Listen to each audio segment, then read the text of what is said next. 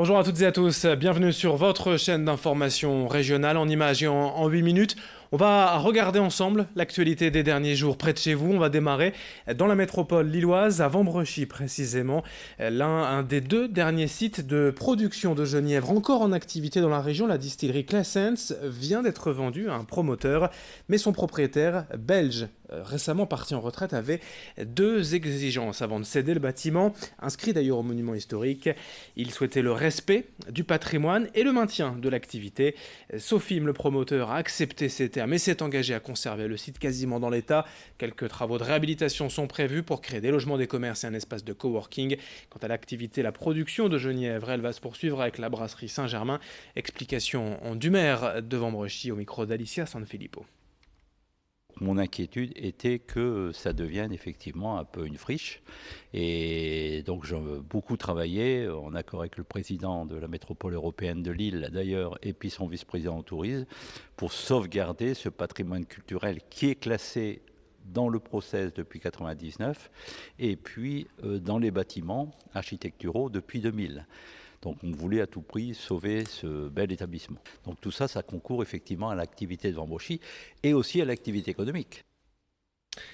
Jeudi soir, à l'accueil, Matt et Marie à l'Homme. Pour la première fois, le diocèse de Lille a organisé un conseil diocésain exceptionnel face à la crise que connaît l'Église catholique et les affaires de pédophilie depuis plusieurs années. Le diocèse veut agir et regarder les choses en face en parlant, en évoquant déjà le sujet. 150 personnes, prêtres, religieux, diacres ou même laïcs, puisque le sujet brûle toutes les lèvres. Il y a des victimes dans toutes les franges de la population, mais l'Église ne veut plus rester sans rien faire. Du côté pénal, l'Église est désormais au premier rang pour dénoncer systématiquement les actes de pédophilie. Elle veut aussi informer, alerter les séminaristes, les futurs prêtres sur l'équilibre affectif et tester leur capacité. Une rencontre importante pour Monseigneur Laurent Ulrich pour voir la vérité en face et trouver des solutions à terme. On l'écoute au micro de Xavier Silly.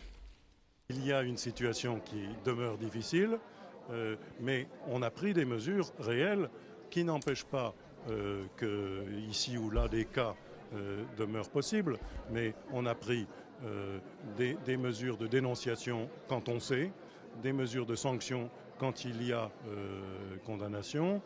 Il y a d'abord condamnation par le droit, par les tribunaux français, mais aussi condamnation par les tribunaux de l'Église, ça existe aussi, etc. Voilà. Donc on prend des précautions, on prend des mesures aussi de prévention et d'information. Donc je pense qu'il y a beaucoup de mesures qui sont prises. Je ne peux pas dire que le monde est lavé de tout soupçon, mais je pense qu'on a vraiment fait des efforts pour prendre la question au sérieux et la réunion de ce soir est un signe de cela. L'actualité économique cette semaine, la reprise de l'usine Ascoval près de Valenciennes à Saint-Saulve. Jeudi, le tribunal de grande instance de Strasbourg a donc validé la reprise du groupe British Steel, l'un des géants de la métallurgie en Europe. 270 salariés qui attendaient dans l'incertitude depuis 4 ans leur avenir et qui ont désormais l'immense satisfaction de se voir qu'ils seront tous repris et conservés dès le 15 mai. La reprise sera effective, les employés vont retrouver leur travail. Une vraie joie mais prudente pour Nassim Bardi, délégué CGT, joint par téléphone. British Steel, c'est un groupe sidérurgique leader au niveau européen. On est retombé sur du lourd. On est fiers maintenant à Saint-Saulve de porter le nom de British Steel France. Et maintenant, nous, chargés au syndicat, surtout de pouvoir surveiller et être attentifs aux conditions de travail. Donc, on verra. C'est-à-dire conditions de travail, c'est-à-dire que là, c'est un nouveau groupe, on ne sait pas comment ça fonctionne. Il va falloir être actif et attentif. Je veux dire, c'est un nouveau mode de fonctionnement. Vous savez que les anglo-saxons, c'est pas le même que Valorec, hein. C'est une nouvelle culture pour nous, une nouvelle manière de travailler. Donc, on verra comment ça va se passer. Aujourd'hui, c'est un ou de soulagement. Voilà. Dans cette édition également, on s'intéresse à un mal touchant de nombreuses femmes au quotidien, les règles douloureuses, ce que la médecine appelle précisément les dysménorrhées. Ces maux de ventre, d'estomac, voire même de dos peuvent être très handicapants dans la vie de tous les jours. Selon une récente étude menée auprès de 3000 femmes âgées de 16 à 50 ans, 79% des interrogés ont confié souffrir de ces règles douloureuses. Pour autant, 64% ont déclaré n'avoir jamais entendu parler de ce terme de dysménorrhée. Parfois, les symptômes sont assez courants, ce qui impacte la vie des femmes, mais sans le savoir. Il faut donc en parler dès que possible à son médecin traitant ou gynécologue. Explication au micro de Lucille Berthe-Constant. Il faut consulter. On se rend compte qu'il y a finalement peu de femmes qui consultent. Quelquefois, elles attendent 2 à 3 ans après avoir vécu 2-3 années de règles douloureuses pour consulter un professionnel de santé. 58% qui n'a jamais consulté et celles qui consultent attendent donc entre 2 à 3 ans pour consulter. Et majoritairement, le premier professionnel qui est interrogé, c'est le médecin généraliste dans 90% des cas, qui est vraiment en première ligne. D'où l'importance de la sensibilisation des professionnels de santé. Les gynécologues sont sans doute plus réceptifs, mais ce n'est pas nous qui interviendrons majoritairement en première intention. On termine avec cette image du littoral à Sangatte, l'inauguration de la nouvelle digue. Rien de tout à fait neuf non plus, car voilà 8 mois déjà que l'ouvrage est terminé. Mais les élus locaux et les autorités ont attendu avant d'organiser la cérémonie protocolaire.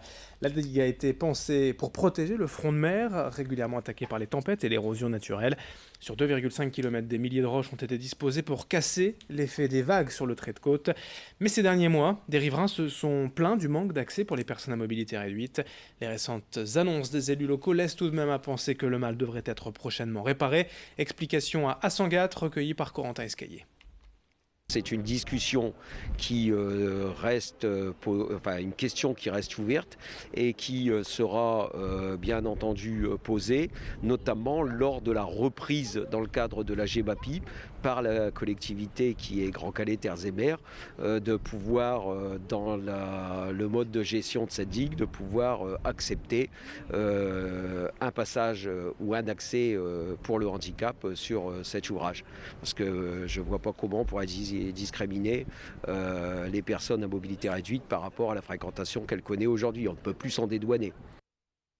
Fin de cette édition, merci à vous de l'avoir suivi, merci de votre fidélité. D'autres infos à suivre dans un instant et dès le prochain quart d'heure, une nouvelle édition du journal L'actualité près de chez vous. Merci d'être en notre compagnie.